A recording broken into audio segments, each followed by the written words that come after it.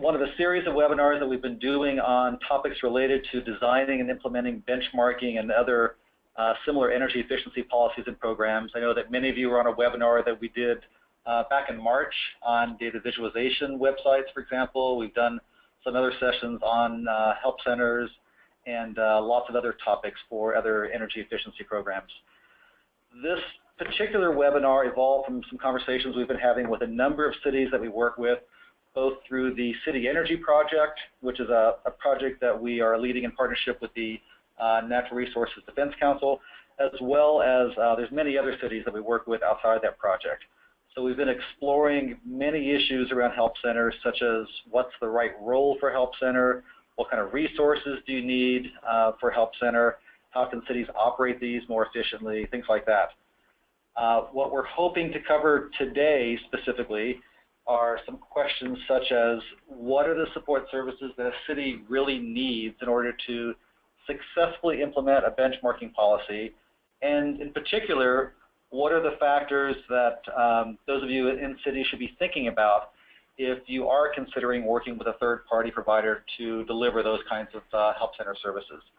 It certainly is viable for cities to manage help centers using internal staff. I know that many cities have done that in the past, but what we are seeing is that more and more cities are really beginning to consider using an outside vendor, using third-party services for a number of reasons, anything from cost, capacity, skill set constraints, or other things like that. So that's why today's session is really going to focus on how can a city work with a third-party provider if they do want to go down that route.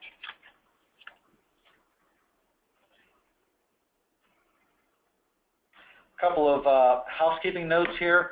First of all, as I mentioned, this session is being recorded, so if you can't stick around for the entire thing, or if you have other associates that wanted to join but couldn't today, we will be sending out a link at the end of the broadcast with recording as well as the PowerPoints themselves. Everybody is muted because of the number of attendees that we have. So if you want to submit some questions, there's a little question box down the bottom there, and feel free to jot in your questions there, and we will get to those as we can. I'm sure many of you have already been to this process. I feel sort of like I'm showing you how to fasten your seatbelt on an airliner, but we do want to stick with the question format. We will try to open up voice lines if we can for individuals if we're going to have more of an open dialogue once we get in the Q&A. But really, the question chat box is the main way we want to deal with that.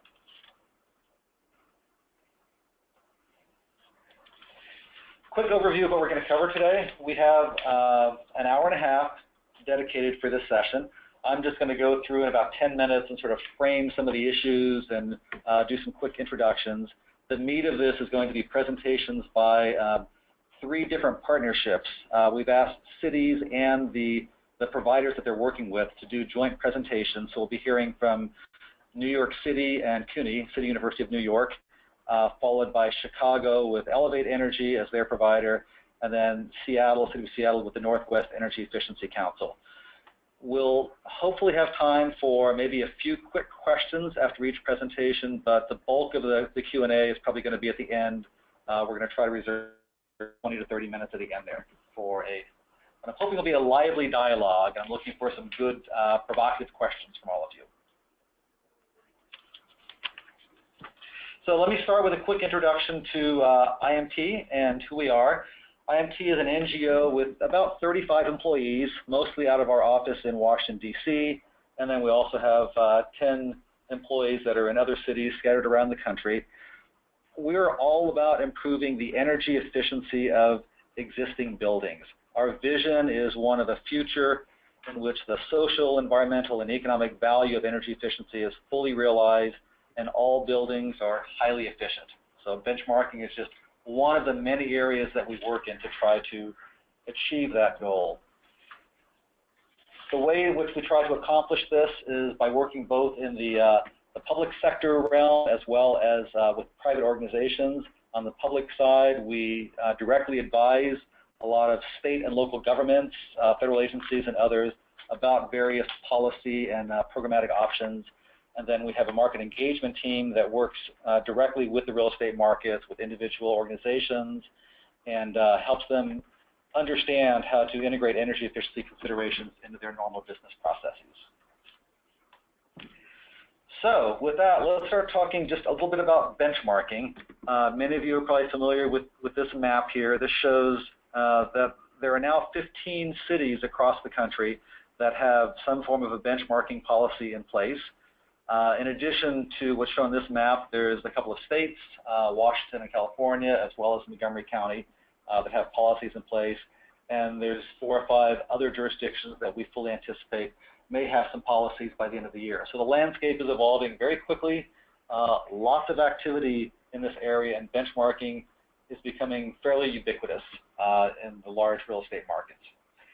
However, it's important to realize that having legislation in place is really just the first step. There are many other actions that have to occur for the data that is provided and released through benchmarking programs to really begin to have the impact that we would all like to see it have in order to ultimately achieve a transformed market where everybody uses data about building performance, they appreciate this data, it begins to have an impact on valuations, et cetera. So several different steps that we foresee the markets will have to go through. Benchmarking help centers play a very important role potentially in those first few steps, making sure that, first of all, building owners are actually reporting their results, making it an easy process to help them get those results in, making sure that they can help understand the value of that data and how to use it, and then also ensuring that the data itself is reliable and accurate.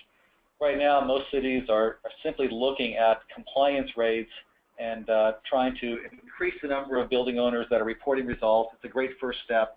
Again, we're all looking downstream to see what else can be done with help centers and with other various processes and support mechanisms to move everybody through this entire continuum. The potential benefits of an effective benchmarking help center are quite extensive. The obvious one is, of course, improving compliance rates, but there's a lot of stated and unstated benefits of how a good benchmarking help center gives people some place to call, some place where they know there'll be a warm body they can talk to, really increases the public support and understanding of the goals of the requirements. And then ultimately, those help centers can really help provide some guidance so that building owners are taking that data and are moving forward and taking appropriate actions with it. So that's what we see as why benchmarking help centers are so incredibly important, really setting the foundation so that benchmarking and the other types of policies and programs, energy efficient interventions, have a solid foundation to build upon.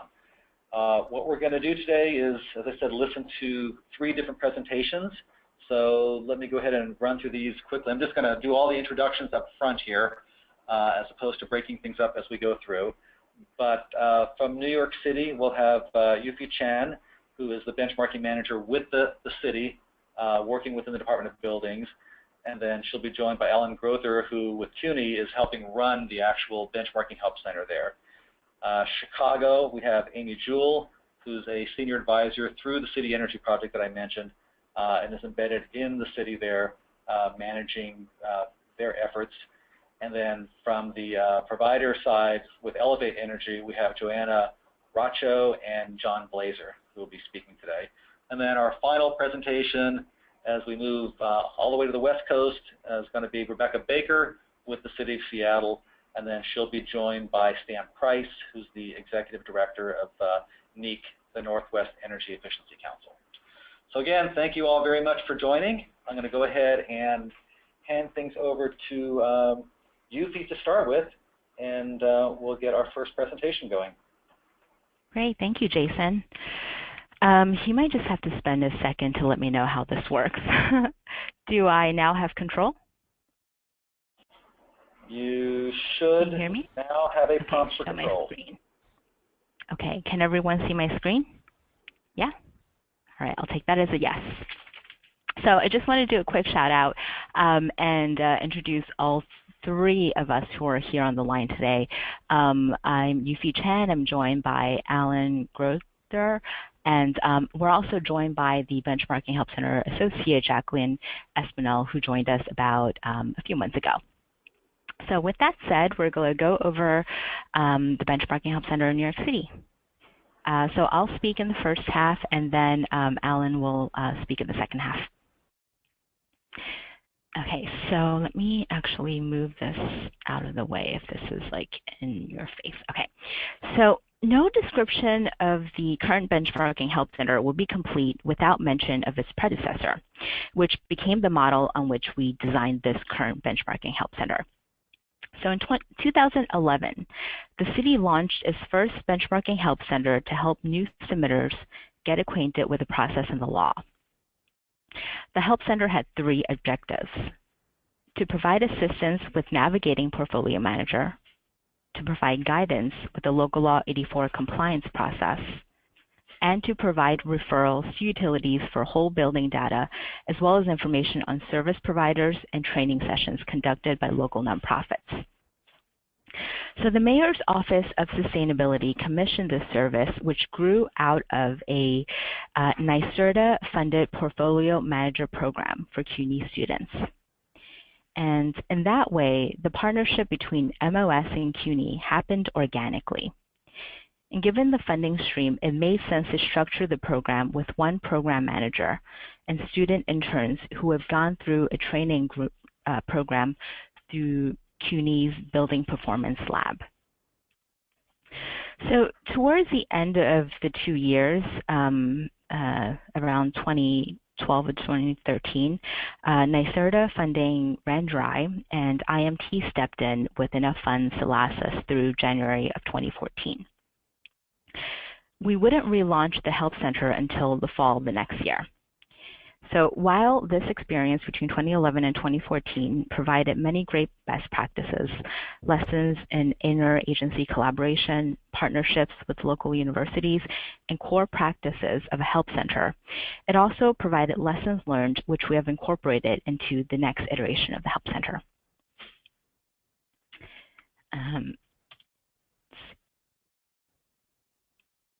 Okay. There we go. So after speaking with many of you on the phone, actually Seattle, and reading through many peer-reviewed publications on the topic, we decided to build on the core competencies established in 2011 to 2014 to create a bigger and more robust help center that proactively reaches out to submitters and provides targeted support. I should mention that I'm an IMT employee embedded in the City of New York in the Department of Buildings in the City of New York, and I was able to be involved in the partnership between the Mayor's Office and CUNY. And it's not mentioned on my slide, but this partnership was later expanded to a local nonprofit called the Building Energy Exchange, who provided the venue for the Help Center. So the Mayor's Office had begun work to advocate for funding from New York City's Office of Management and Budget shortly after the last Help Center ended in January of 2014. And having ongoing semi-permanent, quote-unquote, funding from New York City's budget, so that would be, approximately 7 years of funding, meant that we could plan beyond a 12-month time frame. One limitation of a grant funding is that it was hard to plan beyond the duration of the grant period, which I found that many times are renewed annually. So with the new budget in hand, the Mayor's Office again reached out to CUNY with their wealth of expertise to create a new benchmarking help center, which is now managed by 2 excellent full-time employees. Having dedicated personnel at the Benchmarking Help Center allow us to build the knowledge we gained from our everyday conversations. You'll hear more about some of these projects we have planned from Alan, but just to give you an example of the value add from having seasoned professionals at the Help Center. Over the last compliance cycle, Alan and Jacqueline spoke with hundreds of building owners, property managers, consultants, and saw a trend in their questions. Many were directed at the city's water utilities, the Department of Environmental Protection. This led the Benchmarking Help Center to work closely with DEP to push messages out to the public at a more timely rate. And it led them to convene a meeting with all agencies, so including the mayor's office, the buildings department, the water utilities, and the finance department, to discuss how best to resolve customer concerns. We found that this cross-agency collaboration guided the Department of Buildings towards a more lenient approach to water benchmarking enforcement, and the Department of Environmental Protection to advocate for a dedicated benchmarking line. An exchange of ideas like this is hard to come by with a rotating staff who is not connected to various agencies. So, building on the 3 core responsibilities of the previous help center, Alan and Jacqueline are now responsible for clarification of Local Law 84, navigation through Portfolio Manager, so the help center can actually spend hours with the building owner on this alone. They're also responsible for interpreting a submission for data completeness based on predetermined metrics and explaining any discrepancies between what was submitted and what is acceptable. Alan and Jacqueline had made an earnest effort. So in addition to those, Alan and Jacqueline had made an earnest effort to understand the data retrieval process at our local utilities. This way, they can prepare callers on what to expect when requesting whole building data, thereby setting their expectation well in advance and decreasing the work of our local utility partners. And so, in addition to those core efforts, there were several supporting projects they were involved in. So even after 5 years of implementing the law, there are still individuals, building owners, stakeholders who are not familiar with the law, not familiar with the process, or have gaps in their understanding of the potential of this exercise for their property. The Benchmarking Help Center participates in local conferences, including conferences such as Buildings NY, which is a trade show at the Jacob Javits Center, New York Energy Week, and an upcoming Community Retrofit Accelerator launch to engage with the public through these events. They also work through the Greener Greater Building Plan Digest, which is a newsletter sent out periodically by the city, and evaluate submissions to create and send out targeted messages. Earlier, I gave an example of how the Benchmarking Help Center added value to the overall process. Early in the winter of 2016, before our first compliance deadline in May, so our deadlines are May 1st, August 1st, November 1st, and February 1st, the Help Center revamped instructions and tutorials on our main benchmarking website to make the process easier to navigate for building owners. Earlier this month, our council members met to discuss the expansion of Local Law 84 to mid-sized buildings. The Benchmarking Help Center supports this effort by providing a thorough walkthrough of the benchmarking process so that members of City Council can understand the impact of their decisions better. And some of the later slides will talk about projects that the Benchmarking Help Center have underway. So with that, I'll turn it over to Alan to go over the remainder of the slides. Alan, let me know if you want me to go to the next slide. We're ready for the next slide. Thank you, Yufi. Hi, everybody. Okay. Good afternoon. One of the major innovations that took place, actually was instituted by the city this year, was to do some additional data quality checks and, in fact, institute a means of creating violations in the case of certain fields being missing or inaccurate. So what we're doing is the Department of Buildings is taking all submissions as they come in to the city and subjecting them to a test of field values using Excel. And then when there are problems discovered, they are being sent out to, emails are being sent out to the people who submitted the benchmarking information, outlining some general parameters that they should be checking. This caused a lot of additional traffic within the Benchmarking Help Center because we needed to explain exactly what was wrong and how to go and fix it, and work with Department of Buildings as necessary to make sure that we understood fully what problems were occurring. What this resulted in is a much higher rate of data accuracy, and so we have, and also it included a new metric that we're monitoring from now on, which is incomplete submissions. Now again, there are only a few fields that are being checked. Usually it's EUI, or whether they haven't specified the number of buildings, or the square footage doesn't seem to make sense. These will be expanded in future years, which will, in the short term, create more incomplete submissions, but in the long term should improve our data quality rate significantly. Over and above that, we've also seen that some of our outreach capabilities and possibly improved documentation has also increased the compliance rate to 91% from 89% over the previous year. Next one's good, Yuffie. Okay, and as we're working through, we've been trying to use a number of different tools to make sure we understand the data that we're receiving, to understand where the problems might be, and also to keep track of who we're talking to and the kinds of problems that we're experiencing. Included in these different documents are the covered buildings list, which is a static document prepared once a year by the Department of Finance just to identify who needs to comply and whether or not they have to comply with their water. We also get data quality spreadsheets on a regular basis. I think I mentioned this before, and this identifies, it's actually a running log of submissions that come in from different building owners, so that we actually have a history of they submitted at various times, what the problems were, and then if the new submissions corrected the problems. At the end of the benchmarking season, right after the deadlines, a compliance list is provided, which gives an indication not only of whether there are data quality errors, but it also provides a complete list of the buildings that have actually submitted their information.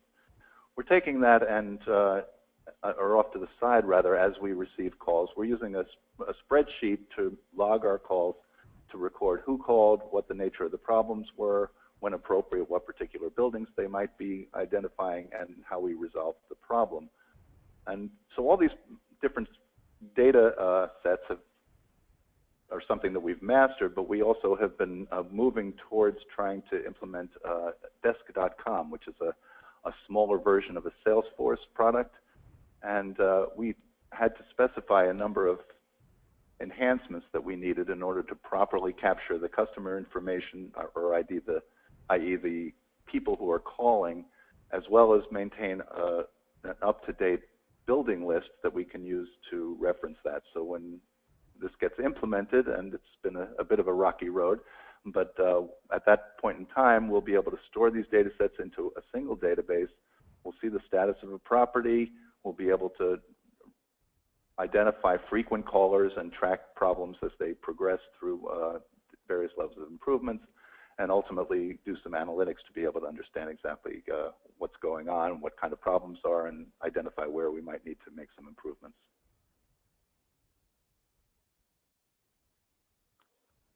And in addition, one of the things that the city has instituted, and this is largely being driven by the Mayor's Office of Sustainability, is to work with the utilities in New York City in order to facilitate the capture of energy and water information.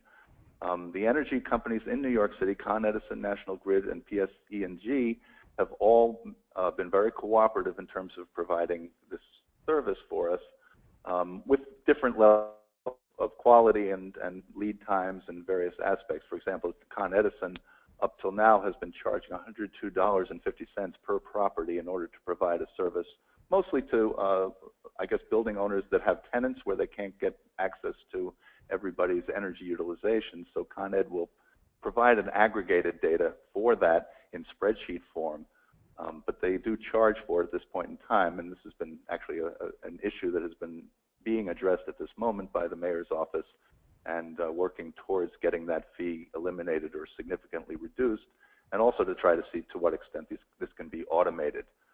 National Grid will do the similar thing for free, again with a spreadsheet form, and this is done free of charge, and again aggregated data for the property, and similarly PSE&G.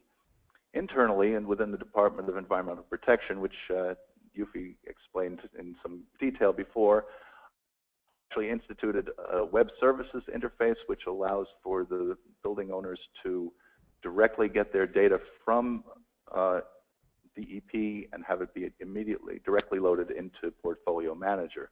This is a wonderful feature when it works because it's a one-time setup, but it does require a certain number of steps within Portfolio Manager to do that in terms of making a user-level connection and then ultimately sharing the property.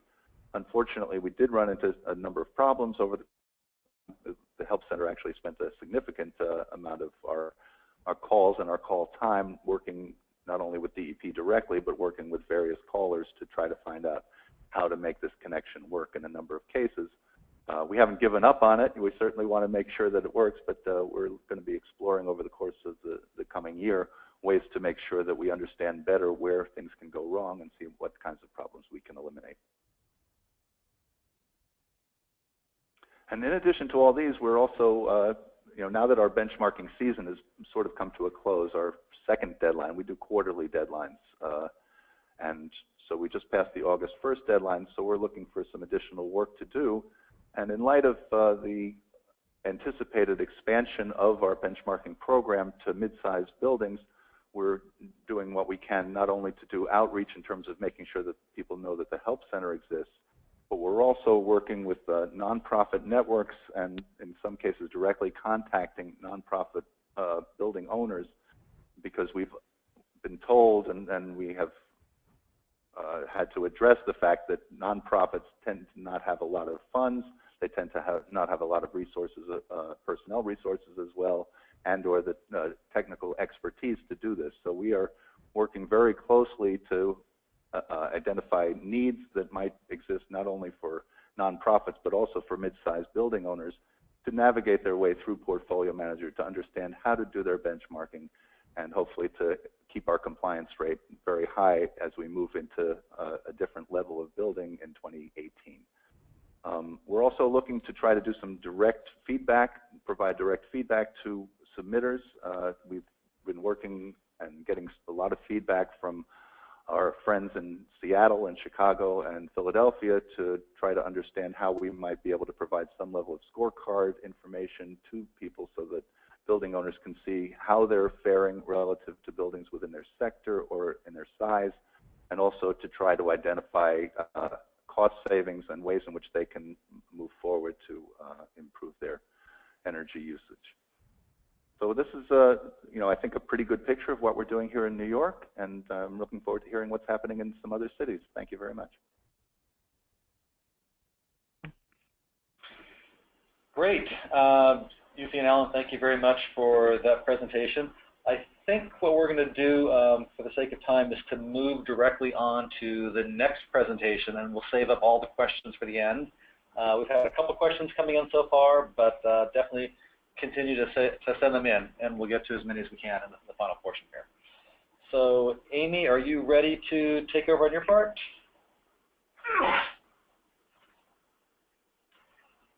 Amy, are you muted?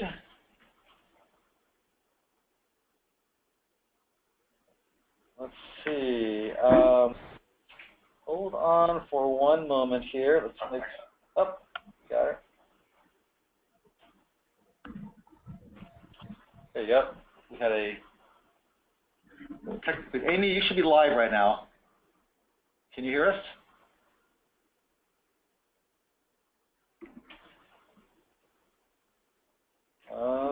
Okay. Bear with us for one moment.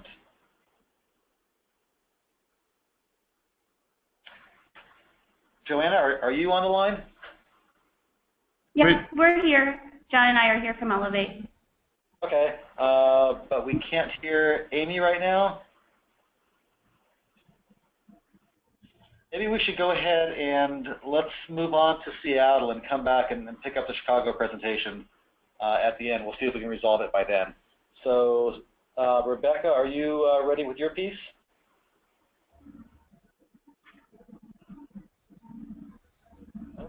Okay. Bear with us for one moment here. Jason, this is Stan from Seattle, and I am live, but I haven't. Rebecca just showed up on the screen, so she may be coming in right now. Okay. All right, and one last try for Amy. You're still on the line? Why don't we take our question for a moment? Let's go ahead Zach, you had some questions. I've got Zach Hart with me here in the office, and he's been checking all the questions that have been coming in. So we'll just take a moment and work on that first. Sure. This question comes from Nicholas Schwartz. It's how will the benchmarking data sets be combined with the new customer relationship management system in New York City? I think I can answer that. We have worked with desk.com, and it's a very simple interface in the sense that you have issues that come up, and you have entities called companies, and you have entities called, oh gosh, I'm trying to remember. But in the clients. So what we've, and contacts, excuse me, somebody there? Oh, no, that was just me. I thought it was clients. Okay. Oh, okay, I'm sorry. I'll mute myself.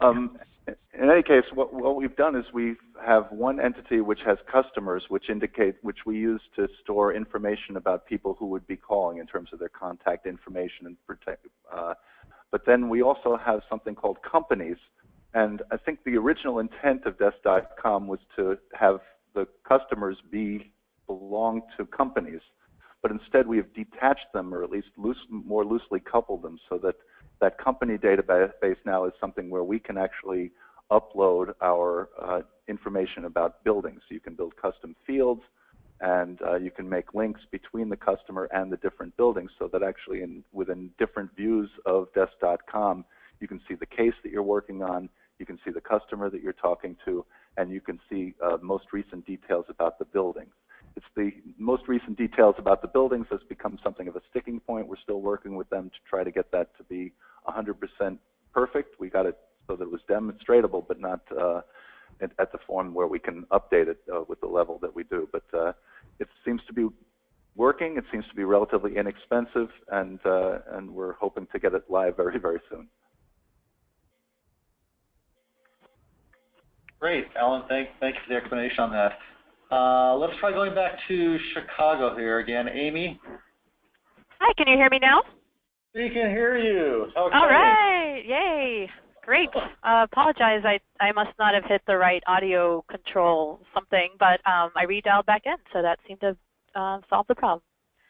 Okay, and you got your screen up live, so you're good to go. All right, can you see my first slide here? Yep. All right, thank you. All right, thanks, Jason, and thanks to Yufi and Alan from New York. That was very interesting, and I look forward to more discussion. But before we go there, we're happy to present a little more information on the Help Center and provide an update on what's going on in Chicago. So as Jason mentioned earlier, I'm Amy Jewell, and I am the Senior City Advisor to the City of Chicago through the City Energy Project. My role is somewhat similar to Yufi's, and I am here in Chicago embedded in the Mayor's office to provide support and advice and assistance to the City of Chicago on its energy benchmarking ordinance and other energy efficiency programs and policies. So let me see if I can, okay. I know many of you have seen these slides before, but before we do the update on the Help Center, we like to do just a brief overview and reminder of where we are with Chicago energy benchmarking and what's required and kind of the phasing in process. So, of course, the background, you all know these numbers probably as well as I do, that there's a big opportunity for energy efficiency. In Chicago, the ordinance focuses on buildings 50,000 square feet and greater, and that is all commercial, institutional, and residential multifamily buildings. In Chicago, all buildings are required annually to track whole building energy use, verify data accuracy, and that's every 3 years, starting with the first year a building is required to comply, and then report to the city once per year. And our annual deadline here is June 1st. And of course, the city is authorized to make building level energy data available to the public. Chicago is authorized to do that after the second year that a building reports under the ordinance. So where we are is a really exciting time. We phased in the Chicago Energy Benchmarking Ordinance over 3 years. You can see on this slide that phasing in over time. The blue bars show when buildings had to comply, and the red stars indicate when buildings were required to do that required data verification piece. So, and again, the first year the building had to comply, they had to do that, and then every 3 years.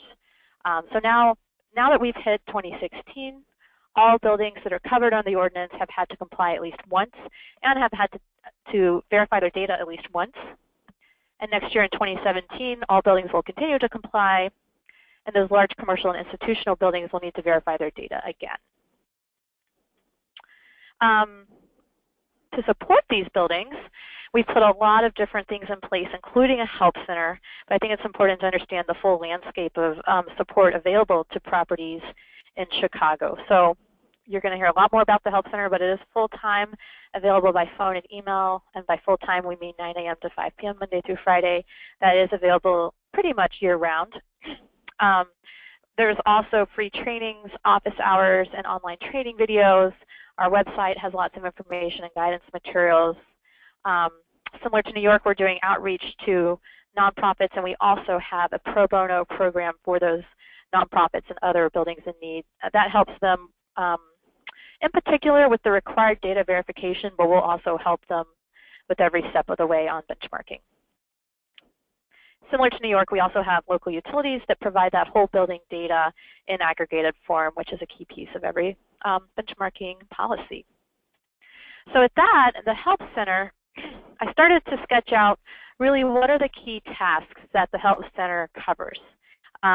You know, as you can see from the previous slide, there's lots of support available. The city partners very closely with local organizations, local and national organizations to provide that support. So as you'll hear, the Help Center is operated by Elevate Energy, a nonprofit organization. And I work for City Energy Project, so I'm not a city employee, and I support quite a bit of the work as well. And we work with other local and national partners to provide the training and the pro bono program as well. But this next slide or two really breaks down what does the Help Center do, and then also goes into a little bit of who does what and the roles and responsibilities, so you can get a sense of that breakdown. So really one of the first key tasks the Help Center has done over the past few years, and really Elevate Energy has been on board since this ordinance was drafted and adopted and passed, and then from the first year that buildings had to comply in 2014. The Help Center actually launched, I believe, in early March 2014. Our first compliance deadline was June 1st, 2014, and the Help Center has been pretty much operating since that time. So data management is the first major piece, and that's creating and maintaining the covered buildings list.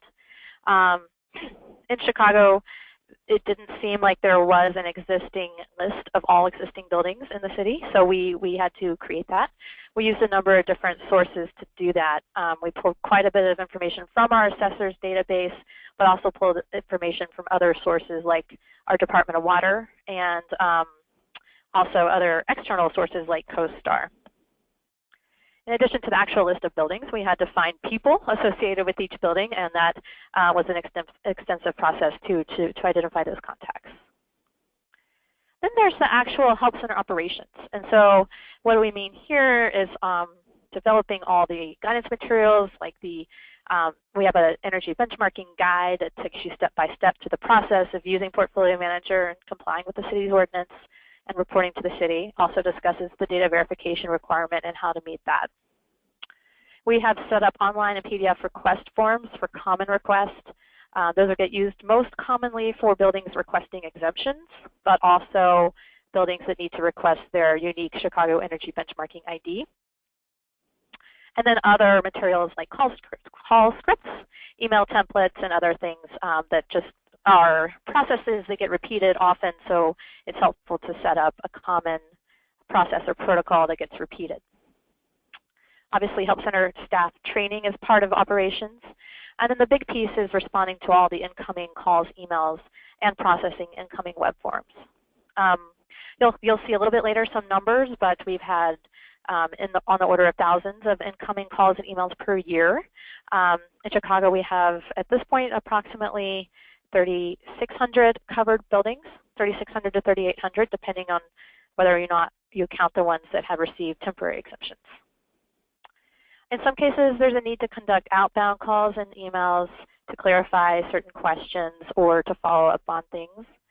And then there's outbound email campaigns. So those are, we send a notification to every building on the covered buildings except for city-owned properties. But every other building we send both a hard copy letter and email. We send 2 of those prior to the annual deadline, an initial notification and then a reminder. And then we send additional communications to any building that's out of compliance after the reporting deadline. We also rolled out energy profiles earlier this year, also known as energy scorecards, and those were kind of a separate type of outbound email campaign that we rolled out. We also do some data quality reviews, so we look at incoming submissions for possible errors or missing data. And then we send compliance emails with information about the possible issues that we found and how to fix them. So that's really the breakdown of what the Help Center does in Chicago. Roles and responsibilities. So this, I'd say, has evolved over time, especially as we've learned a lot over the past 3 years, especially as more buildings complied and as we learned better ways to do things and more streamlined ways to do things.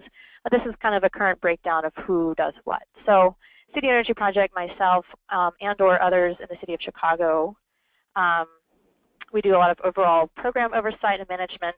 We work with numerous partners just to make sure everyone is supporting the buildings in different ways. We do the overall tracking of compliance. We help develop the content. There's a city website, the training presentations, and some of those templates I mentioned, et cetera. You'll hear a little bit more about Salesforce in a minute, but that is the tool that we use to track compliance and track interactions with buildings. We also upload data once the data is reported by the building to the city. We upload some of that data to Salesforce.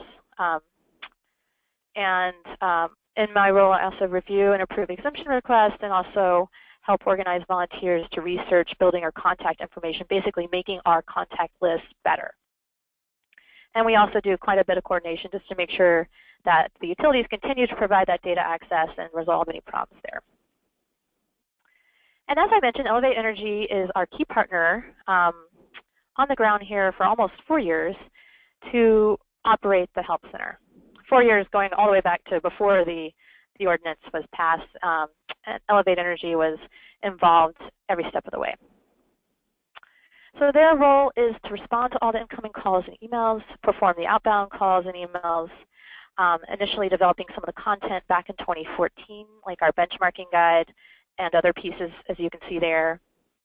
They do some initial processing of web forms, as well as respond to certain requests like ID requests and contacts that want to update their address.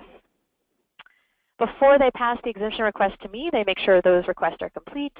And if they aren't complete, then they have to follow up with the contact and ask them for clarifying information. And Elevate also worked to set up those data quality reviews in close partnership with City Energy Project. And finally, through using the Salesforce tool, Elevate Energy actually sends the outbound email campaigns when those are ready to go out. So as I mentioned, the platform used is Salesforce. A little bit about how that's structured. Each building has a separate record, and for database geeks, sometimes those are called objects.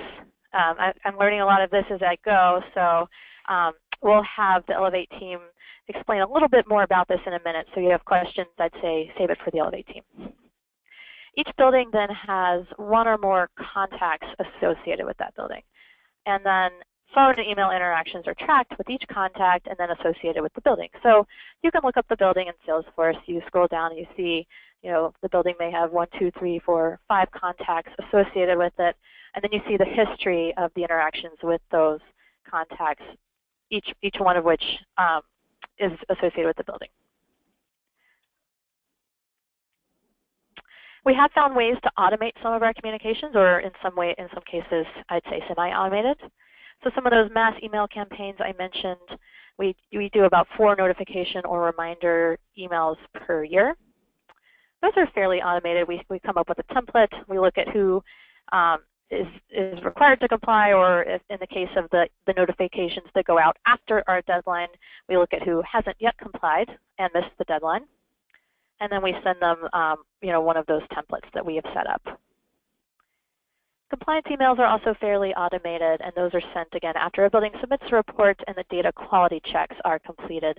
We tell them either your report looks good and no additional action is needed this year, or we tell them that they have possible errors or missing information, and we tell them how to fix it. Example of a notice to correct email. This is the email that goes out after our reporting deadline to anyone that is out of compliance. So as you can see, I missed the deadline this year for my building, and got that scary looking email. And then you can see the subject lines basically on some of those compliance confirmation emails. The one on the left is a building that's all good to go, and the one on the right is a building where we found something was missing. So with that, I'll pass it over to Joanna and John from Elevate Energy to talk a little bit more about their work and dive a little bit into some of the numbers. All right, thanks, Amy. My name is Joanna Racho, and I'm a Senior Program Support Associate at Elevate Energy, and I help manage the Benchmarking Help Center. So as you can see on the table, you can see the number of buildings expected to comply, as well as the number of interactions, which we define as phone calls, emails, and web forms. You can also see the growth in numbers of buildings added from year to year. Our help center is fairly unique in the sense that Elevate Energy has had an existing call center that focuses on energy efficiency programs for the past decade. So we really are able to build on existing resources and infrastructure. So what that means is that we've already had in place call center software, Salesforce. As Amy mentioned, we keep track of interactions that way, as well as building and contact information. And most importantly, we've already had an existing call center staff that work on multiple energy efficiency programs. So you'll be able to see our staff levels through year 1, 2, and 3. And keep in mind that these are staff members specifically in the call center that deal directly with owners and managers. But these staff members are also full-time staff members at Elevate's call center, but each of them are also trained in benchmarking as well as other programs that we have here. As far as the staff trainings and setting up processes and protocols, again, we're really able to model it after our current training system. So that does entail such items such as developing training guides, scripts, and talking points. But we also do practice calls just to make sure that we are familiar and we understand the details of the ordinance, and we're able to assist people through over the phone or emails. So we're really able to leverage all of this with the best practices from other cities that had already been implementing the benchmarking ordinance. And then another key role that we play is to provide the city and key partners with a feedback loop of information that's happening in real time. So what that means is, what are the key trends in call volume or type of calls? Are there specific challenges for building owners and managers that seem to keep coming up? All of this helps to inform areas of improvement, whether that's providing more guidance or more deep directions in our guide and email templates, or simply making it easier to find information on the website. Next slide, please. And then here I can just briefly go over the kinds of interactions we have. As mentioned, these are phone calls, emails, and web forms.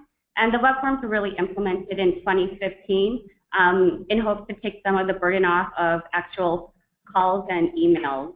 So some of these web forms is where people can ask for simple information such as their benchmarking ID or requesting an exemption, whether that's permanent exemption due to size or use, or a temporary one such as a new constructed building.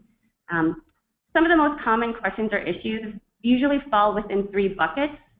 Compliance, which tends to be general information about the ordinance and how to comply. Questions regarding the deadline and final reporting. Another bucket is the updating of contact information. As Amy mentioned, we'll be able to see in Salesforce all the contacts we've had with certain buildings. The reason to update that in real time is, as a lot of us have probably seen, there's building owners and managers that, that they're no longer associated with that building. So if you're keeping track of that, it's easier to be able to manage your email communication campaigns to ensure that it doesn't go to incorrect people anymore. And then the final bucket would be referrals to resources. So that could be to the utilities to obtain their aggregate data, or the City of Chicago's energy benchmarking website for additional free trainings, as well as resource materials. And then the bottom graph is really just to be able to show the ebb and flow of peak and off-peak times. Not surprisingly, you'll notice there's a peak in communication, whether that's email, web forms, or calls soon after any sort of mass communication campaign is sent out. But one of the main things is also to keep in mind for staffing levels is the ability to handle high call and email volume during peak times, but also keeping the same high quality customer service that you can provide during off-peak times. And so I'll turn it over to John to speak more about the technical side of benchmarking. Thank you, Joanna. Amy, next slide, please. I'm John Blazer. I run the technology and data management services team here at Elevate Energy. The picture that you're looking at now is really kind of the full technical overview of the systems that support Chicago Energy Benchmarking Ordinance. And one of the reasons I wanted to show it its entirety is really just kind of to show the complexity of the interactions here between the systems. As Amy mentioned, the initial buildings list was created based on the merging of 4 data sets, and these are, as we did a phased roll into Chicago, we added data from each of these data sets every year in order to basically create the buildings list, which then was loaded into Salesforce in order to generate all of the mailings, the data extracts for paper mailings, the email notifications, and basically preload the data so that the Help Center had data available so that when someone called in or submitted a web form that we could look them up in Salesforce immediately and have information on the building that they were referring to. As you can see, it all centers, and we've talked a lot about how it all centers around Salesforce.com. As we mentioned, Elevate had an existing Salesforce.com implementation. It is used by roughly 90 to 100 of our staff, running many projects at a time, and other staff support multiple programs across energy efficiency and dynamic pricing programs. For this in particular, the interaction with the building owners and managers is really an important piece. So you're tracking all the interactions, whether it's calls to say that they're having trouble with getting data out of the utility systems, it's submissions through Portfolio Manager, which then run through our QA/QC process and are loaded into Salesforce to send the compliance emails. It is online web form submission, which are simply people requesting IDs or requesting an exemption or needing to update their data to say my square footage isn't right, or my address has changed, or I am not the right contact for this building, which we get a lot. And then, of course, managing the volume of calls and making sure that all those interactions are tracked and managed. From that, we can do multiple data extracts, whether it's mail merges to send paper mailings, sending all of the emails, extracts for the energy profiles, which Amy will talk about in a little bit, and flowing into the analysis process to kind of work on the annual report and the public disclosure. So, Amy, next slide. So the next thing I'll talk about is kind of our QA/QC process. The QA/QC process, we initially developed rather quickly in Python scripts based on the initial buildings database from which we generated the mailing list. It was based, QA/QC process in general uses about a dozen fields to determine whether someone's submission is in compliance with the ordinance, is out of compliance, or is in compliance but with data quality issues, as well as identifying whether a building is voluntary or required to comply for that year. As I said, we initially developed this in Python.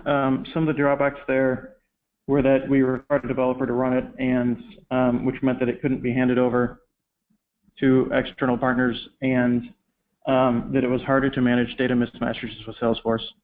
The reason the second one was hard is that as with 3,000 buildings reporting, the number of calls we're taking and the number of changes to the building that you can see in the Salesforce database, it was difficult to reflect that in the scripts.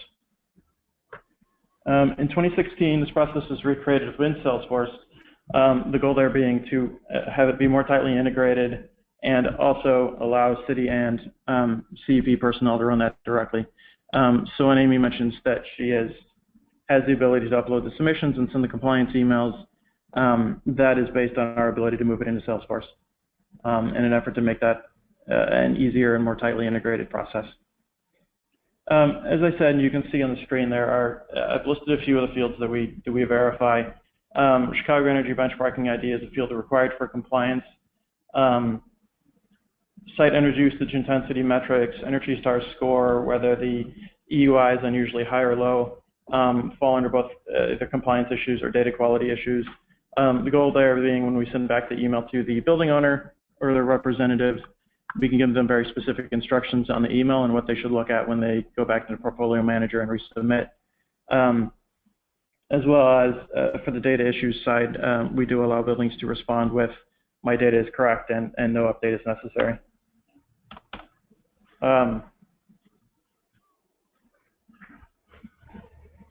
The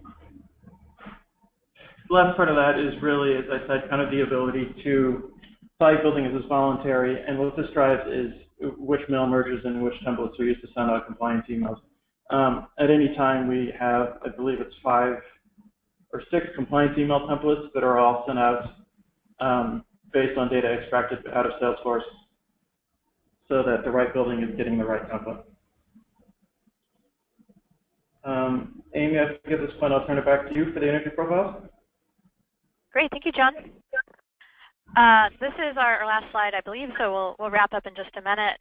We just want to spend another second discussing the energy profiles, sometimes referred to as scorecards or report cards. So you can see a screenshot here of what that looked like.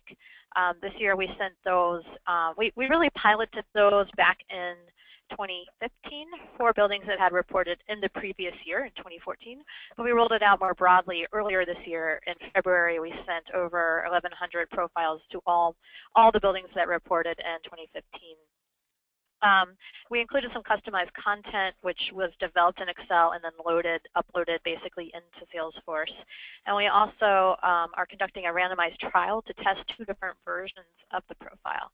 So there's one profile that's a little bit more of an action-oriented approach, and you can see kind of the main headline there. Act now to improve your building's energy performance. And then version 2 is a little bit more educational, focusing on learning and taking steps to understand energy use better. The goal is to understand which type of communication in the profile leads to action and leads buildings to ultimately improve their energy performance over time. So we'll be looking at buildings as they continue to submit reports once a year to see which version is associated with more energy reductions, basically.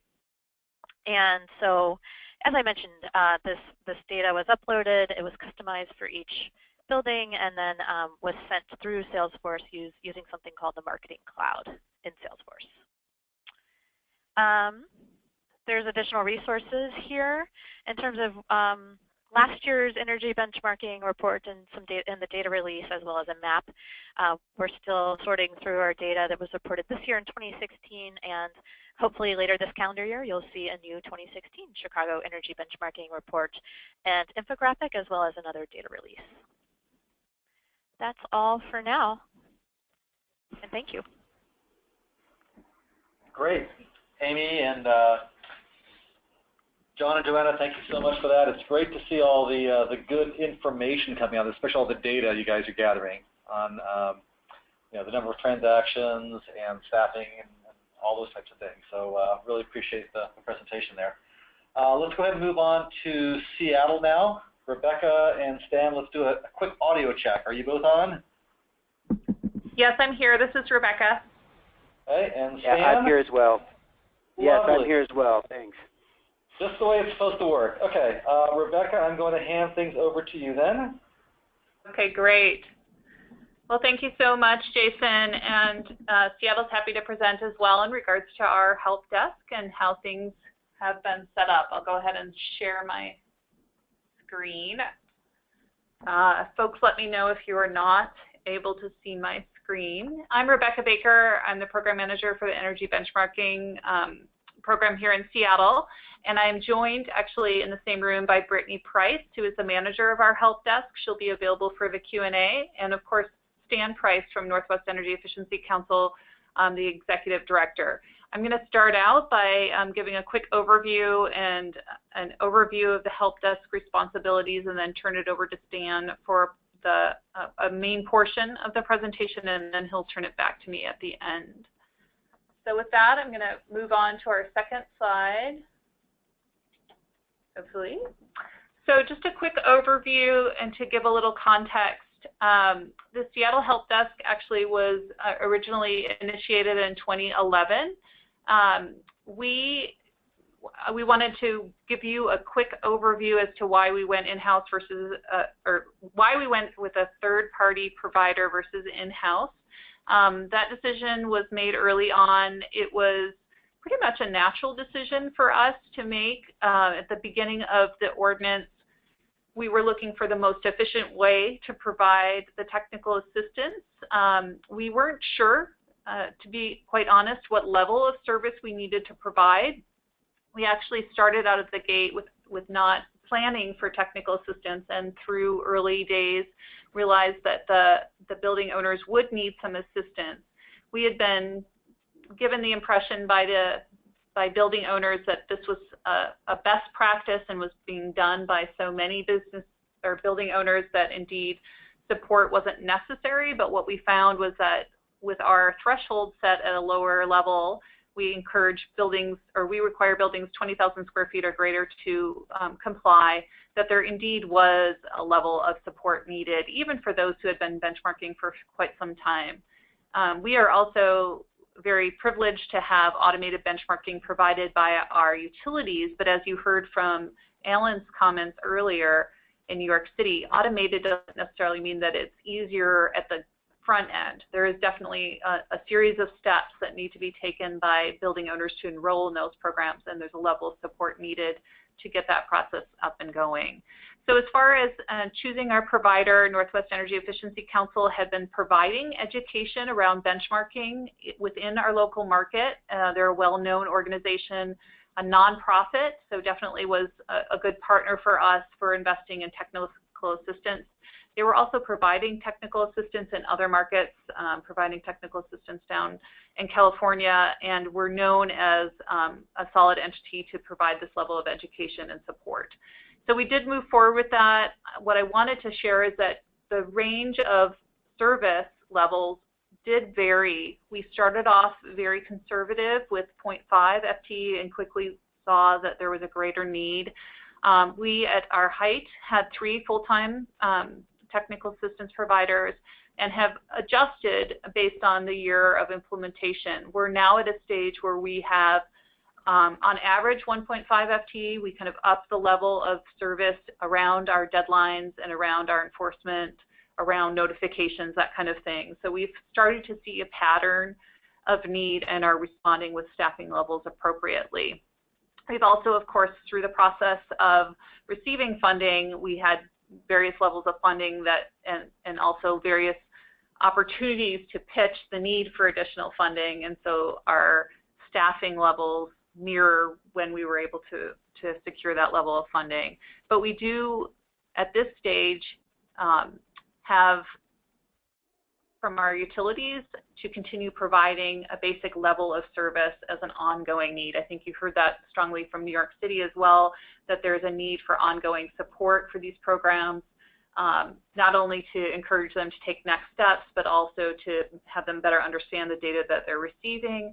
And then there's also just a level of new building owners, transition of property managers, transition of building ownership that occurs within the market a little more than we actually originally thought would be the case, but is indeed requires that ongoing support that the help desk provides.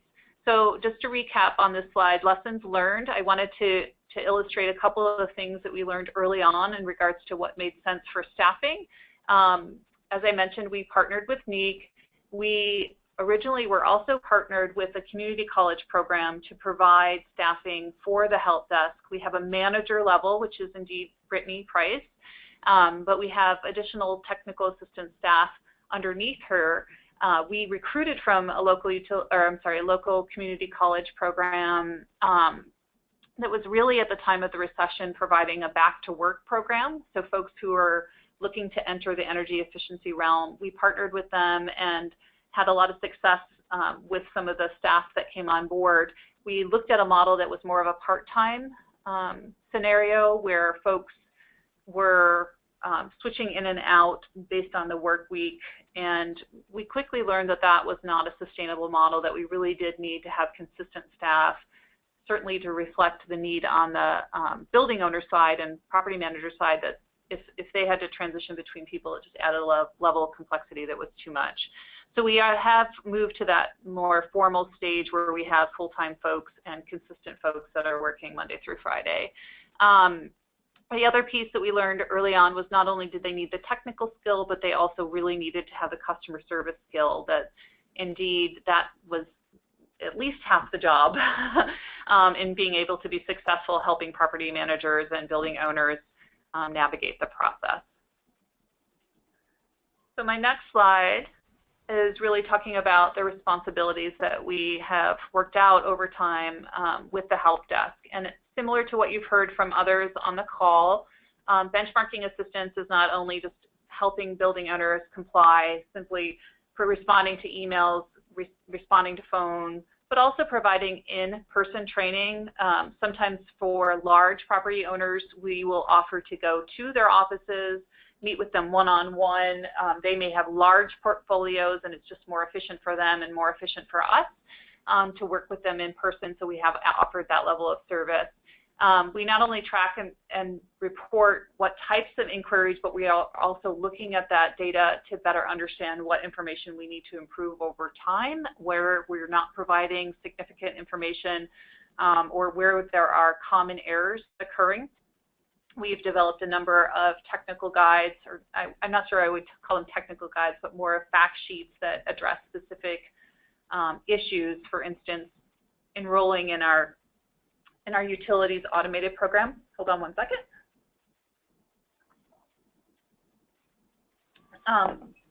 Sorry, I got a tickle in my throat. So where we are seeing common errors, we have developed instruction to resolve those errors. In addition,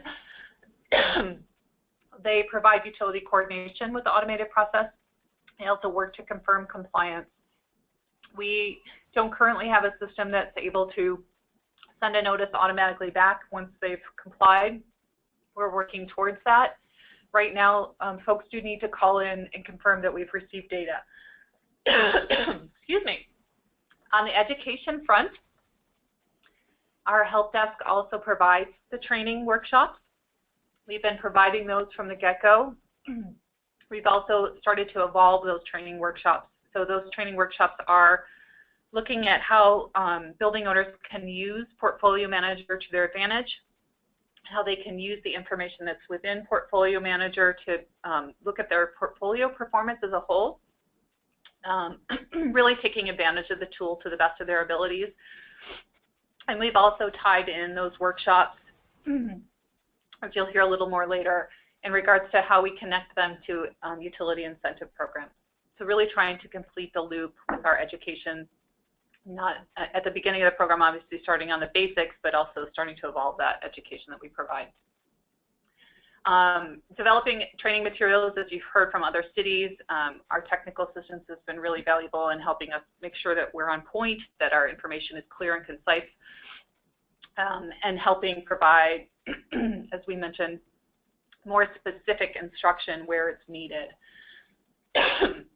Lastly, I just want to reiterate the point that for education for building owners, that just basic understanding of what the requirement is, a huge part of getting building owners on board, understanding why they're being asked to do this benchmarking on an annual basis, what they specifically need to do, being that point person for us. So my next slide talks about how we've been working to expand the role. I believe New York City mentioned earlier on the call that there is a document that really outlines how our help desk functions. It's a document that Resource Media created and summarizes our technical support.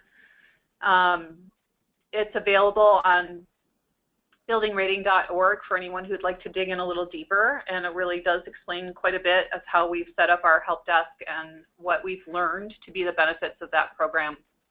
But a couple areas that we've looked at expanding the help desk role is really being more proactive.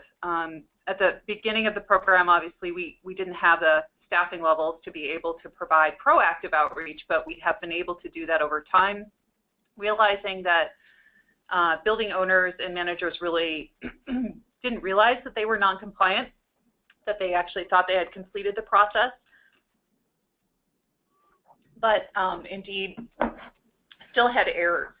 Excuse me. So we really have used the help desk to be proactive, reach out to building owners to let them know that they are indeed non-compliant. It's a little complicated to explain over a webinar, but our process is not using a template report like other cities do. We actually have a direct connection to Portfolio Manager, and we are not able to download information if it is not complete within Portfolio Manager. So we have the benefit of never receiving missing fields. We actually don't get any of those fields if they haven't completed their report within Portfolio Manager. So we have some benefits there, but it also means a building owner may not be as sophisticated looking at their Portfolio Manager account to realize that they haven't actually completed the steps they need to, and that they don't have a full year of data and are not able to generate an EY for the year of reporting. We also have evolved the help desk to provide more data quality checks. We have built into our existing database a way for data quality flags to appear. So as our help desk is working with folks, they can, on the spot, do a review of their Portfolio Manager account. They can also see that there are issues with the data, that it's falling in an outlier category. They can also see if there's default data being used and correct that with them while they're on the line. So we've really been working towards improving our data quality, and we'll continue to refine that over the next couple of years as we become even more stringent. But the outlier research is a new phase for us, and we experimented with that this year, and we've had really great success. Again, building owners are not realizing that they have errors, but indeed they do have issues within their account. Lastly, I will talk about building performance. So building performance is another piece that our help desk uses the opportunity when they're working with customers to talk about their performance. They're able to see the score be downloaded. They can actually do the downloading on the spot and see how the building falls within our quartiles performance. Can share that information back with a customer. It also opens the door for conversations about ways that they can improve their building and provide referrals to incentive programs. Lastly, as you heard from Chicago earlier, that they have been issuing scorecards. We as well have been issuing scorecards. We are actually doing that directly from our help desk email, and that allows for a conversation to occur at the point that building owners and managers are receiving their scorecards. Lastly, we have a dashboard that has a comparison of how your building compares to its peers. That's included in all responding email signatures. That also provokes a conversation about performance. So again, trying to evolve the help desk role to move towards what's next after benchmarking. And with that, I'm going to turn it over to Stan so he can continue on in the presentation. Great. Thank you, Rebecca.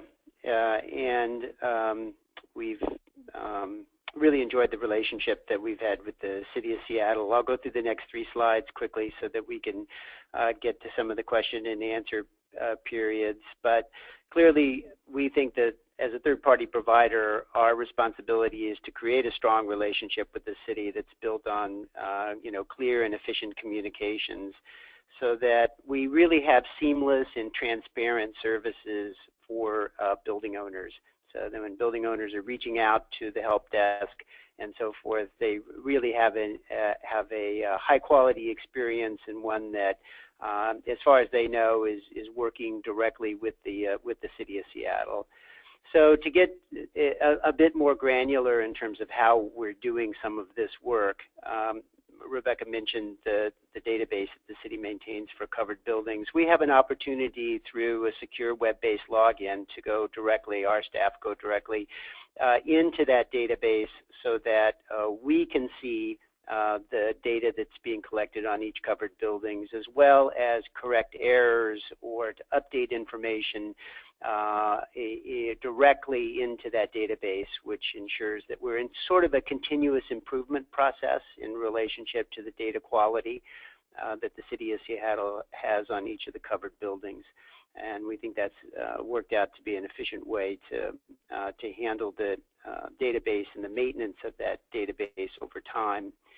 We also, through the City of Seattle's shared portfolio manager account situation, have the ability to log into that portfolio manager account. And on read-only access, then when we're providing services directly to a building owner, we can look at their account in real time with the owner when we're on the phone with them. And I think that really helps us get directly to identifying problems, correcting, troubleshooting issues, and getting that done expeditiously. There is a single city email that has been advertised for folks to reach out for technical assistance, energy benchmarking at seattle.gov. And that's actually then an email that goes out to our staff folks and is also accessible by the city. And we use a relatively low-tech way to provide consistent coordination between a building owner and our technical assistance staff. We just use a color coding system unique to each staff person so that as we do multiple touches with a particular building owner or working on a particular problem, there's consistency between the staff member and sort of ongoing communication with a building owner or even another service provider who might be working as an agent for building owners during the reporting system. We have a phone tree system. People call a single number, but again, there's the ability to leave personal voicemails for each staff member. And in essence, what we're trying to do is make sure that there's a personalized system here so that when building owners are working through a whole set of problems or a whole set of issues which might require multiple touches over time, that they're hearing a consistent voice and that we can follow up with individual attention to each one of those issues. I've been really interested to hear about some of the Salesforce and other tools that the cities are using. I think those sound really interesting. We've been using an Excel system to track all of our customer touches. We do have set it up in Google Docs, which allows, obviously, as everyone knows here, multiple users to get into that document. And that allows us to sort of centralize those communications and organize and aggregate those things together. We put together a very simple inquiry key so that depending upon the nature of the inquiry, we can code it, as you see in a little example on the right-hand side of your screen. That allows us to track customer inquiries and a little bit in relationship to the nature of the inquiry so that we can go back and look at that data over time and look at frequencies in relationship to various issues and concerns that customers are bringing to the help desk. Next slide, if you will, Rebecca.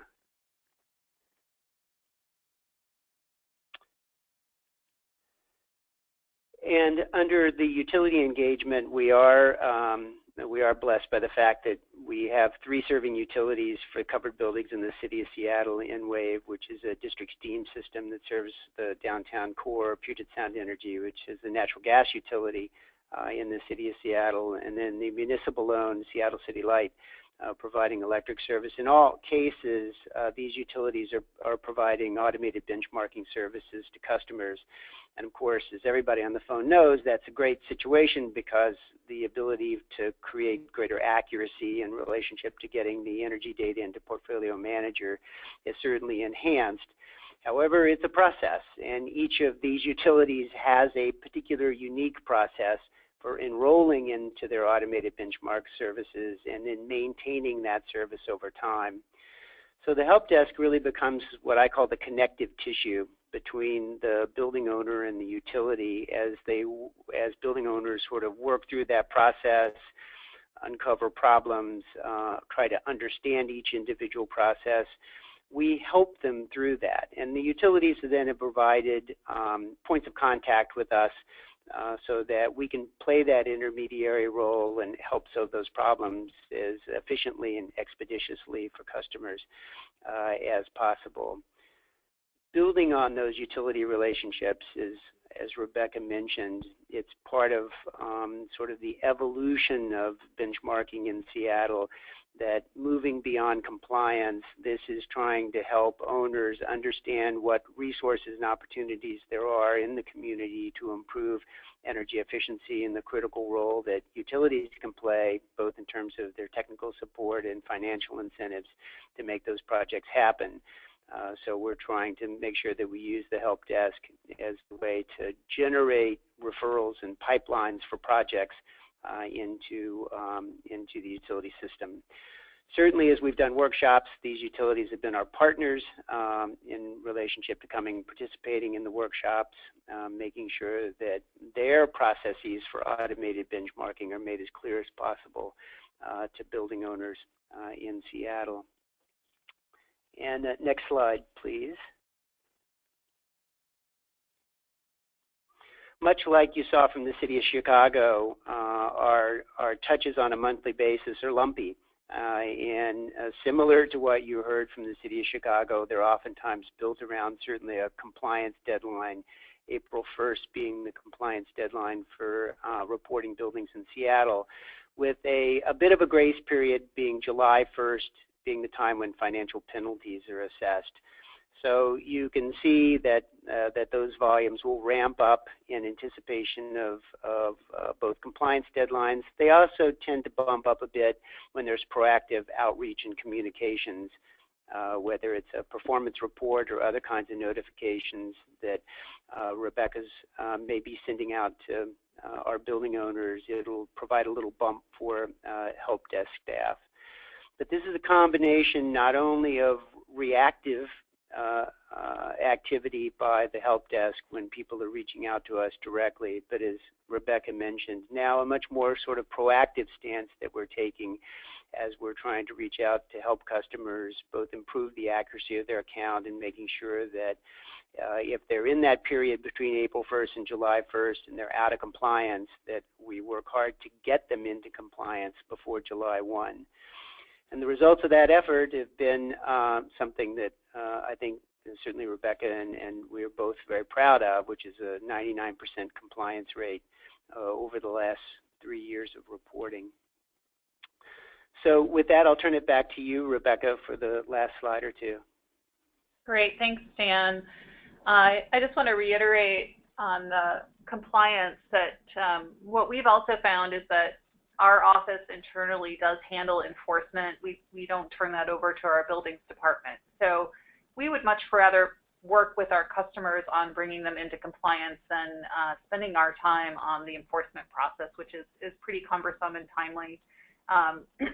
So we've put into place, substantial help desk support to facilitate that. There's certainly no reason why a building owner should be non-compliant. We do proactive outreach through our notification letters. We also have the help desk send emails, letting folks know that indeed they are non-compliant prior to the deadlines, and then even after they've missed the deadline, we continue to reach out because we don't enforce fines to July 1st, as Pam mentioned. A couple things on the pros and cons, internal versus external support. We continue to prefer the external support model. We can deliver the service more efficiently. It also allows us to do that staggering of ramping up. We usually do 1.75 FT in those busy periods that we've now start to see as patterns. Certainly you can't do that if you have a city employee. Oh, you're only working 75% this month and next month you're back down to half time. So it allows that flexibility. We also, as we mentioned, have that continued need of support. We aren't seeing our numbers drop as substantially as we thought we would at this stage of implementation. And then, of course, improving data quality. We're actually working with our analysis team to do even finer grain of data quality identification, and can look using the data that we've collected over time, but really identifying not only just by building type, but can start to get a finer grain by building base use type to identify EUIs that seem out of character for that building type in relationship to the other data that we've collected within Seattle. So getting to a finer grain, and we'll be able to use the help desk to reach out. In fact, I have Brittany reaching out to some hotel buildings because we're adding hotels to our scorecard delivery this year, and want to really make sure that these 6 that seem like they're unusual are actually correctly reporting. So building tune-ups, just to mention that we have another policy that's coming online. We will be adding technical assistance for that requirement, and obviously this expands our role of technical assistance. How do we do more than just benchmark? We think that there should be a one-stop shop for building owners. You may be directed to a different person, but certainly following a similar model, and that basically the benchmarking program will be expanded to include the tune-ups program as well. Next, just talking again about utility partnerships, we're continuing to evolve that. With our scorecards, we'll continue to work in tandem, using that as a leverage point for utilities to do targeted promotion of their programs. So really, as they start to develop new incentive programs, it allows them an opportunity to test the market a little bit, following up on benchmarking data specifically. They're also, of course, using our benchmarking data to better understand which buildings have participated in their incentive programs and which haven't, and then use that as an opportunity to either filter the message through our scorecards or filter the message with our own independent marketing. And then, as folks talked about, Salesforce, we've been looking at Microsoft Dynamics as a way to streamline the customer service process, and really want to do some more integration as far as how we send our notifications, standardize some of that. It sounds like some of the other help desks are doing that. We're moving in that direction as well. As we have the tune-up policy coming online, we're trying to standardize as much as possible as we start to shift our attention to that new regulation. And so with that, I'm going to turn it back to IMT. Our contact information's here. I don't think we have a ton of time for questions, so feel free to reach out to us with any follow-up questions. Thanks, Jason. Great. Rebecca and Stan, thank you so much for that presentation. And unfortunately, you're right. Everybody had a lot of great information to share today, so that didn't leave us with any time for Q&A at the end here, but we did get some questions coming through. I will forward your questions on to the appropriate parties and make sure you do get a response if you submitted a question today. Obviously, feel free to follow up with us or with anybody else that was on the call. I'll be sending out, as I mentioned, all the presentations, contact information, links to the recordings, et cetera, et cetera. So again, apologies that we don't have any time here at the end for Q&A, but I do want to thank all the presenters and all the rest of the attendees that participated in today's webinar. One last comment. We do keep a mailing list of folks that want to be included in these webinars going forward. So if somebody forwarded you the invite and you didn't get it directly from us, please let us know, and we'll make sure that your name gets added to our list, and you'll be notified of any other future webinars or other events we have coming up. So again, thank you all. Enjoy the rest of your day, and we look forward to talking to you again soon. Bye-bye now.